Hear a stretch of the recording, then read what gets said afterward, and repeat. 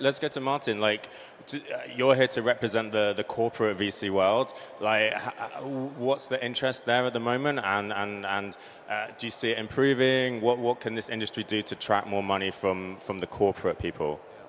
So I think that's a very important question. So I think the question the industry needs to ask itself is, why would a corporate player that is making substantial profits in the existing legacy system decide to shift towards an alternative that is very counterintuitive to everything the Web 2 world is based on, right? So some of the most substantial business functions actually result out of the fact that you are operating as an intermediary, for example. That you are verifying transactions in some shape or form, that you're making sure that a certain component of trust is established. So for a corporate investor, ultimately the question always is there any potential disruption coming from a certain technological layer to what we are doing right now? This is question number one. And how substantial is this disruption actually going to be on our existing profit pools? And then the second question is there any new business, additional value creation or value capturing that can occur from us looking into this technology?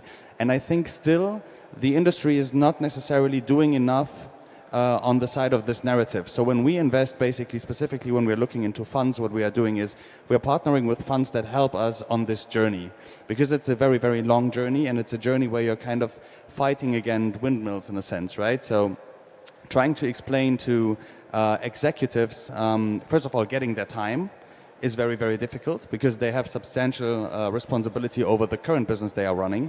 And then secondly, when you come with very vague hypotheses on how the future of the internet is going to affect their business, you will lose their attention right away. So it is very important to be as concrete as possible. And then ultimately, I would say, for a corporate, and this is the approach that we are taking, you need to have skin in the game, yes, but at the same time, exploration right now is really at the center of a strategy. Maybe it is a strategy in and of itself, you know, because it is a process, and it's not about investing now, losing a lot of money, and then kind of forgetting about the space and then being surprised once the space is ready to actually transform what is going on.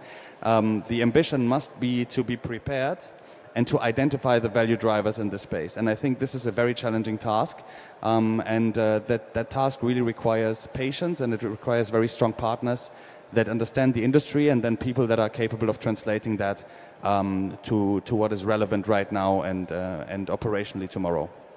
And Andrew, I also think it's relevant to maybe differentiate between the types of corporates, right?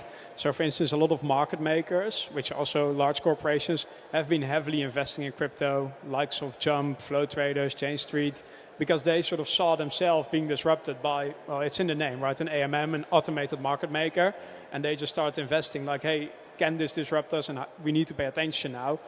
And I think it's cool to see that something like a media company is now also allocating time and resources to this. So as we reach more verticals, I imagine more corporations out of different industries will start looking into this space more and more.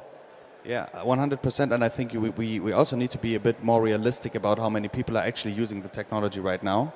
So we have like 200 million active wallets globally, which sounds very impressive. But then if you look at monthly active users, then you're immediately down to, let's say, 10 to 15 million at the max, right?